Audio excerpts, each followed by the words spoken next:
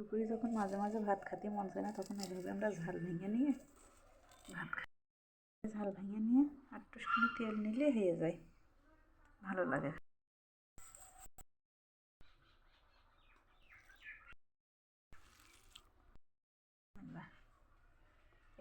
এভাবে ভাত খেতে খুব স্বাদ লাগে। অনেক এভাবে খাওয়া দেখেছি আমার দাদিকে মাকে। এবার এর পাশে একটু তরকারি নিয়ে নেবো। তরকারিটা যা লাগছে মাশাআল্লাহ, কচুর লতি, কেউ বলে লতি কচু, একই কথা। কি সুন্দর ভেঙে তরকারিতে ভাত খাতে দুপুরের সেই লাগে।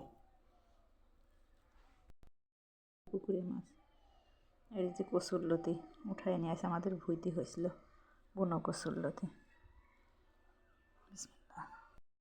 আজ যে